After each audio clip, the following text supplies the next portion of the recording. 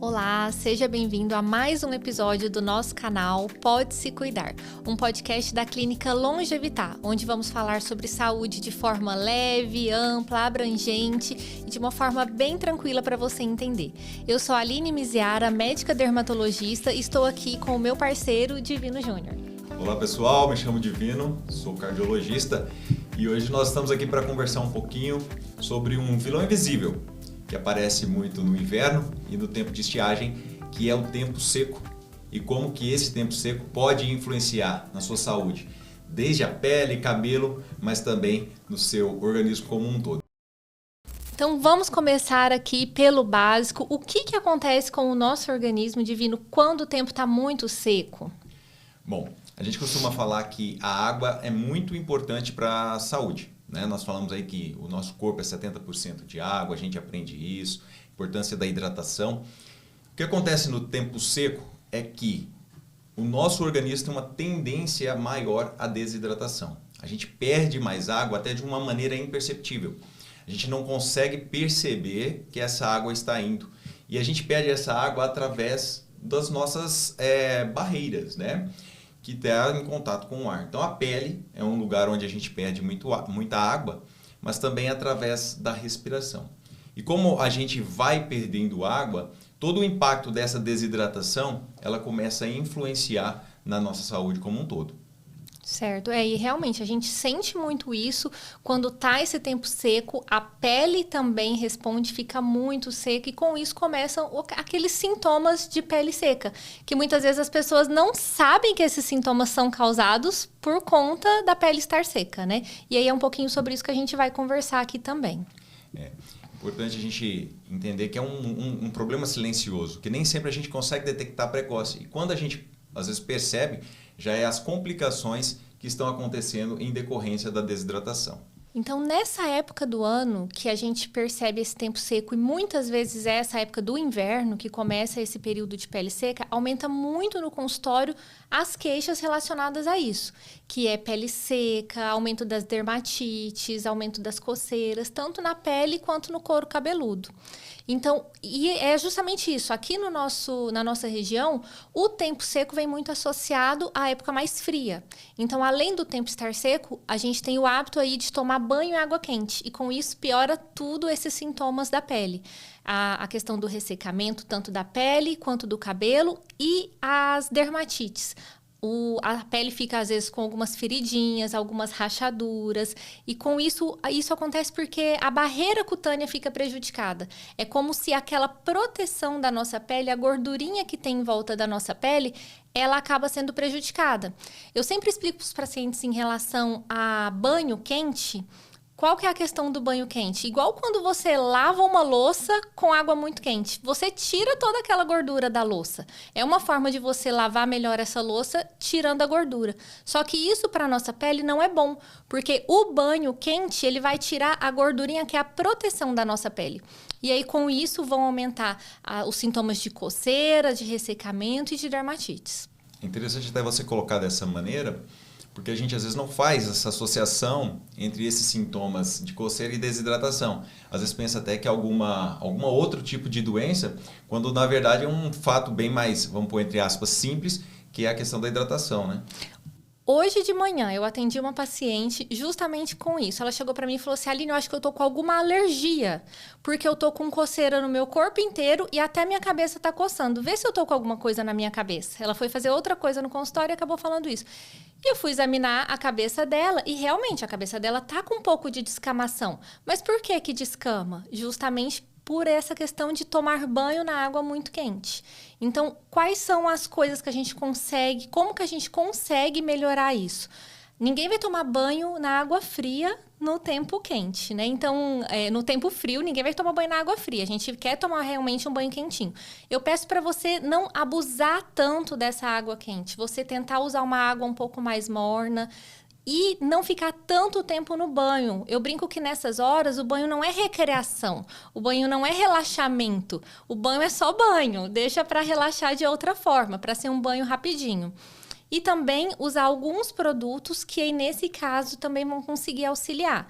Por exemplo, ao invés de usar sabonete comum no banho, você usar os Syndex, que a gente chama, que são os géis de banho, óleo de banho, que não contém sabão na fórmula. Eles vão hidratar a pele ao mesmo tempo que higienizam essa pele. E também, assim que sair do banho, já usar um hidratante no corpo todo. E aproveitar esse momento que acabou de sair do banho para já usar o hidratante, porque nessa hora que a pele está um pouco úmida, ela fica mais receptiva a esses produtos. Você falou sobre o cuidado com a pele, né, no banho quente. Para cabelo, tem alguma coisa específica que a gente consegue fazer para minimizar esses efeitos? Então, o que eu recomendo para cabelo? Aquela pessoa que não consegue tomar um banho com água mais fresca, vai querer tomar banho na água quente mesmo, evitar a água quente no cabelo. Então, assim, procurar talvez lavar o couro cabeludo, às vezes até no tanque, para evitar esse água muito quente ali no chuveiro. Usar shampoos e condicionadores, máscaras mais hidratantes, porque o cabelo sofre bastante com essa questão do tempo seco. Não deixar condicionador e máscara no couro cabeludo, usar só no comprimento do fio, porque se você deixar produto no couro cabeludo, também irrita um pouco mais. A questão do uso do secador, a gente pode usar o secador, não tem problema, ele não vai fazer mal para o cabelo desde que você use o secador da forma correta. E, por exemplo, é melhor você dormir com o cabelo seco, mesmo usando o secador, do que dormir com o cabelo molhado. Então, o que são as recomendações do uso do secador? Você usar sempre o secador com uma distância de mais ou menos 15, 20 centímetros do cabelo, usar um jato médio, não usar um jato tão quente e sempre mexer bastante esse secador, você não deixar ele fixo muito numa região. Você ir mexendo bastante esse secador para não irritar também o couro cabeludo e não danificar o cabelo. Divino, e em relação ao corpo, ao nosso organismo de forma geral, o que dá para a gente fazer? Quais são os impactos desse tempo seco e o que a gente consegue fazer para melhorar? Bom, como a gente falou, o principal impacto que nós temos aí no tempo seco é a desidratação, a falta de água. Nós sabemos que a água é muito importante para o organismo e tem uma coisa que é até interessante. O pessoal fala, eu já estou inchando e se eu beber mais água, eu acho que eu vou acabar ficando mais inchado. E muita gente chega em consultório sem beber água porque ela já está se sentindo inchada. E eu sempre explico para o pessoal que o maior fator aí de inchaços, né, em quem não tem uma doença específica, é justamente a falta de água. Porque como a água é muito importante para o funcionamento do nosso organismo, do nosso metabolismo, se nós não tomarmos água na quantidade adequada, a primeira coisa que o seu corpo vai fazer é começar a reter líquido, porque ele vai precisar utilizar essa água. Então é importante beber água, porque essa é uma das principais maneiras de evitar esse inchaço, essa retenção de líquido. Além disso, como nós já sabemos, a água é muito importante para o funcionamento metabólico. Pessoal que está preocupado em manter um bom gasto calórico, de manter os músculos ativos, de perder o excesso de gordura, de fazer um bom funcionamento, tudo isso depende de água.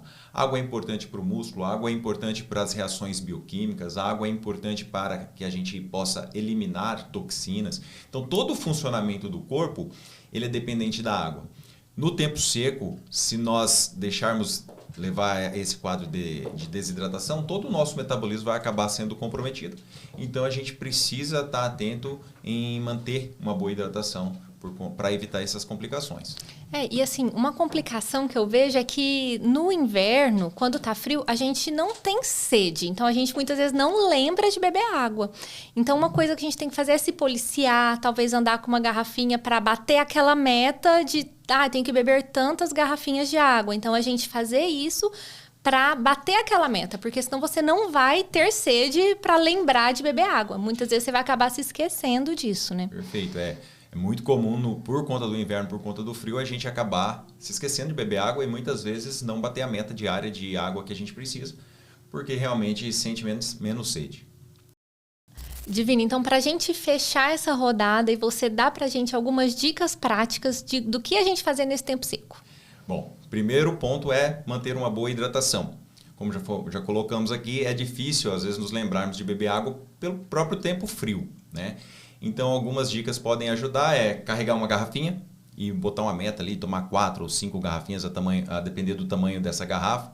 Muitas vezes um despertador, um aplicativo que nos lembre de tomar água também pode ajudar bastante.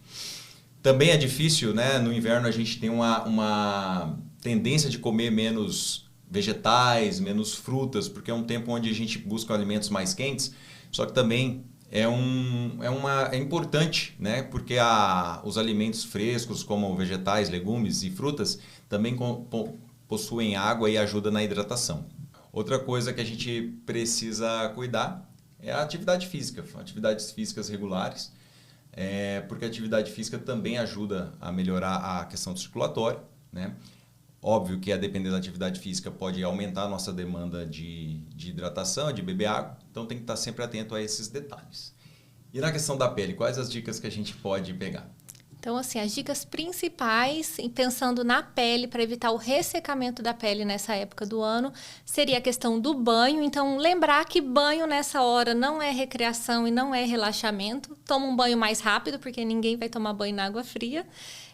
Assim, usar no banho, ao invés de usar sabonetes comuns, procurar usar os que a gente chama de síntets, que são os géis de banho, óleos de banho sem sabão.